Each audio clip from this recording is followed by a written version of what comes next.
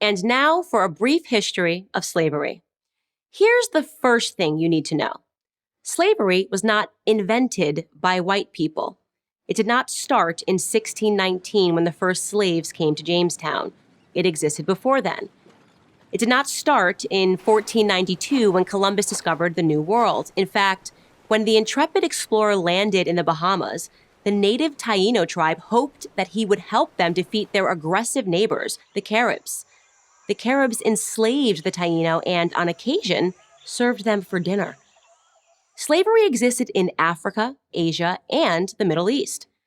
The word slave existed when the Roman Empire controlled the Mediterranean and most of Europe from the 1st through the 5th centuries. Slavery existed when Alexander the Great conquered Persia in the 4th century BC. It was so common that Aristotle simply considered it natural. The slave-master model was just how the world operated in the great philosopher's day. Slavery existed during the time of the ancient Egyptians 5,000 years ago, as far back as we can go in human history. Second thing you need to know. White people were the first to formally put an end to slavery. In 1833, Britain was the first country in the history of the world to pass a Slavery Abolition Act. They were quickly followed by France, who in 1848 abolished slavery in her many colonies. Then, of course, came the 13th Amendment in the United States Constitution. After centuries of human slavery, white men led the world in putting an end to the abhorrent practice. That includes the 300,000 Union soldiers, overwhelmingly white, who died during the Civil War. Now, am I saying that this makes white people better than anyone else? Of course not. My purpose here is to simply tell the truth, and the truth is that human history is complicated.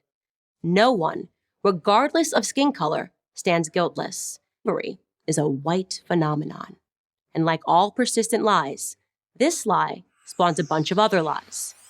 On social media, I come across extraordinary depictions about how Africans lived like pharaohs before Europeans came and laid waste to their paradise. I wish any of this were true, but it's not. It's a fantasy. The truth is that Africans were sold into slavery by other Black Africans, and in many cases, sold for items as trivial as gin and mirrors.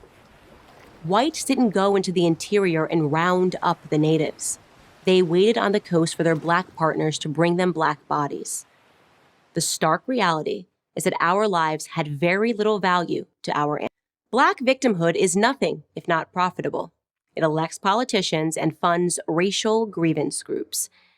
And if Black Americans began to view themselves as partners in the American dream, if we embraced the patriotic spirit that holds all men are created equal, the patriotic spirit that is our real heritage, then the race hustlers would soon be out of business. And who wants that? I'm Candice Owens,